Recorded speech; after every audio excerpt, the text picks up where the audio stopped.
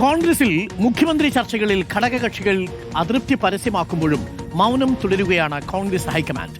മുഖ്യമന്ത്രി പദവിക്ക് സമ്മർദ്ദം ശക്തമാക്കാൻ രമേശ് ചെന്നിത്തല പക്ഷം തീരുമാനിച്ചു. 2021 ആവർത്തിക്കാൻ അനുവദിക്കില്ലെന്നാണ് ചെന്നിത്തല പക്ഷത്തിന്റെ നിലപാട്.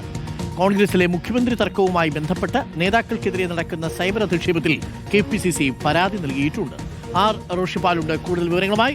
റോഷിപ്പാൽ, ഒളിഞ്ഞും തെളിഞ്ഞും നേതാക്കൾ സമ്മർദ്ദം ശക്തമാക്കുകയാണ്. 4-ാം തീയതി ഫലം വരുമ്പോൾ UDF-നാണ് കേവല ഭൂരിപക്ഷം കടന്ന് കേരളം ഭരിക്കാനുള്ള വിധി കേരളം സമ്മാനിക്കുന്നതെങ്കിൽ ആരുടെ തലവിധിയായിരിക്കും വരിക എന്നുള്ളതാണ്. ആര് മുഖ്യമന്ത്രിയാവും, ആര് ദുഃഖമന്ത്രിയാവും എന്നുള്ളതാണ് ചോദ്യം. എങ്ങനെയാണ് ഇപ്പോഴും നേതാക്കൾ ചരടുവലികൾ നടത്തിക്കൊണ്ടിരിക്കുന്നത്? റോഷിപ്പാൽ.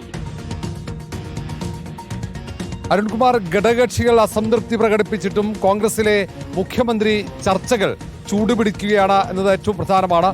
മാത്രവുമല്ല, രമേശ് ചെന്നിത്തല അടക്കം മുഖ്യമന്ത്രി പദത്തിലേക്ക് സമ്മർദ്ദം ശക്തമാക്കുന്ന കാഴ്ചയാണ്. രമേശ് ചെന്നിത്തലയെ പിന്തുണയ്ക്കുന്നവർ അവകാശവാദം ഉന്നയിക്കും. ഭൂരിഭാഗം നേതാക്കളുടെയും പിന്തുണ രമേശ് ചെന്നിത്തലയ്ക്കാണെന്ന വാദമുയർത്താനാണ് തീരുമാനം. നിയമസഭാ തെരഞ്ഞെടുപ്പിന്റെ വോട്ടെണ്ണൽ പൂർത്തിയായി കഴിഞ്ഞാൽ തൊട്ടു പിന്നാലെ തന്നെ ചെന്നിത്തല ഈ കാര്യം ഹൈക്കമാൻഡിനെ അറിയിക്കുമെന്ന സൂചനകൾ പോലും പുറത്തു വരുന്നുണ്ട്. അതേസമയം തന്നെ VD സതീശനെയും KC വേണുഗോപാലിനെയും പിന്തുണയ്ക്കുന്നവരും സമാനമായി അവകാശവാദം ഉയർത്തുന്നുണ്ട്. സാമൂഹ്യ മാധ്യമങ്ങളിലെ ക്യാമ്പയിനും തുടരുകയാണ്. മുസ്ലിം ലീഗ് അടക്കം UDF-ലെ പ്രധാനപ്പെട്ട ഘടകകക്ഷികൾ അതൃപ്തി പ്രകടിപ്പിച്ചിട്ടുണ്ട് പരസ്യമായി തന്നെ. ഇതുവരെ ഹൈക്കമാൻഡ് വിഷയത്തിൽ ഇടപെട്ടിട്ടില്ല.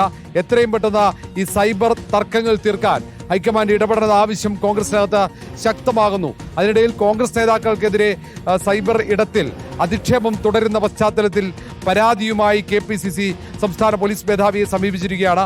90 വ്യാജ പ്രൊഫൈലുകളിലൂടെ കോൺഗ്രസ് നേതാക്കളെ, പ്രത്യേകിച്ച് AICC സംഘടനാ ചുമതലയുള്ള ജനറൽ സെക്രട്ടറി KC വേണുഗോപാലിനെതിരെ നിരന്തരം സൈബർ അധിക്ഷേപം തുടരുന്നു എന്നാണ് പരാതിയിൽ പറയുന്നത്.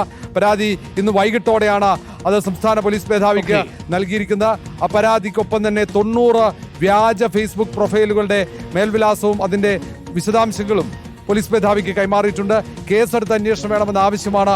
ഇടതുപക്ഷ പ്രൊഫൈലുകളാണ് ഇതിന് പിന്നിൽ എന്ന ആരോപണം കൂടി KPCC ഉയർത്തുന്നുണ്ട്.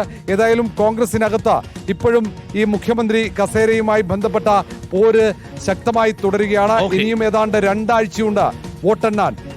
ഏതായാലും ചർച്ചകൾ ഇവിടെ അവസാനിക്കില്ലെന്ന് ഉറപ്പാണ്.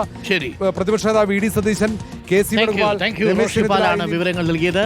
അപ്പോൾ പ്രിയപ്പെട്ട പ്രേക്ഷകരെ, ഇന്ന് 20-ാം തീയതിയാണ്. ഇനി 2 ആഴ്ച കൂടിയുണ്ട് വോട്ടെണ്ണണം. അതിൽ കേവല ഭൂരിപക്ഷം കടക്കണം, UDF വിജയിക്കണം. അപ്പോഴാണ് ഈ ചർച്ചകളൊക്കെ നടക്കേണ്ടതെന്നാണ് K മുരളീധരൻ പറയുന്നത്.